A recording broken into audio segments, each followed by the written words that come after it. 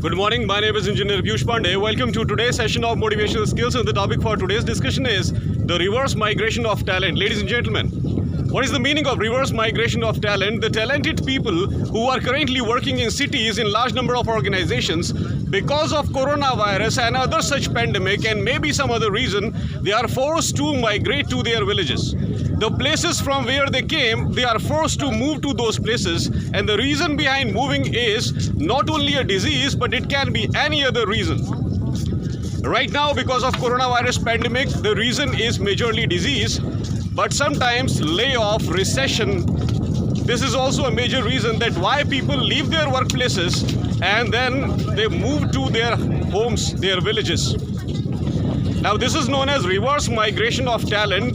The talented people, the place where their need is actually there, they are leaving those places because of certain reason, and then they are moving back to their hometowns, their villages. Now, what after that? Somebody was not able to get a job according to his qualification, and that person moved to his village.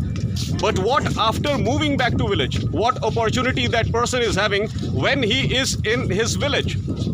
Of course, since there were no opportunities in villages, that is the reason why that person moved to city. Because in cities there are large number of corporate houses, there are large number of organizations where people can work. But these facilities are not available in villages. So village people, because of pandemic, because of some other reason, they moved back to their villages. But what after that, ladies and gentlemen? What will be their source of income once they move back to their villages? Absolutely zero source of income. Now the point is how we can rectify this situation and make India a better country. I must say one thing, that the government of India and basically the state governments of various states, they must take necessary steps in this direction. They must provide good job opportunities within their states, within their villages, to the youth who are living in villages.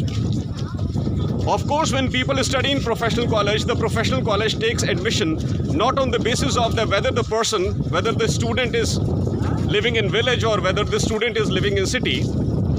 The criteria for admission in professional colleges for every kind of student is same.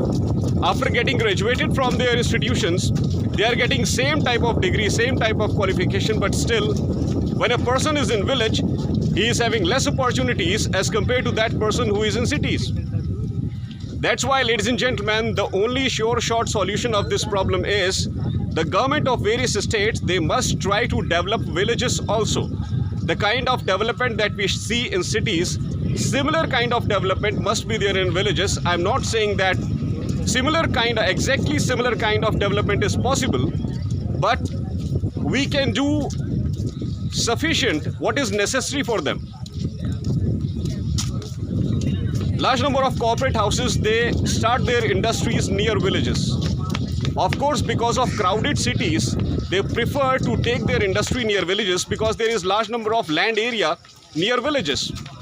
So this can be a good initiative. Large number of organizations can establish their base near villages so that it becomes very easy for village folks also to take jobs in those areas. And more crucially, different types of NGOs, they must try to go to villages. They must try to thoroughly understand that what type of atmosphere exists over there, and then they should try to create relevant job opportunities according to the kind of caliber which village people are possessing. Exactly according to the caliber of village people, good employment opportunities must be generated within villages so that village youth is not forced to leave village. They are not forced to go to cities. That's why, ladies and gentlemen, reverse migration is always bad in every possible manner. Because of COVID-19 or any other reason, when someone comes back to his village, it is a huge setback for entire family, because in most of the cases in Indian villages, the breadwinner for the family is only one person, and rest the entire family is dependent on that person. That's why if that person who is the sole breadwinner of the family, if that person leaves his job, he gets laid off, it becomes a huge financial burden for entire family. That's why the government of different states, they must take necessary steps in this direction to develop relevant job opportunities within villages so that village folks are not forced to leave villages. Time and again, different problems city people face. But village people, sometimes they are not able to cope up with those problems. They become fearful, they move back to their villages, and whatever opportunities were there related to jobs, they get completely lost.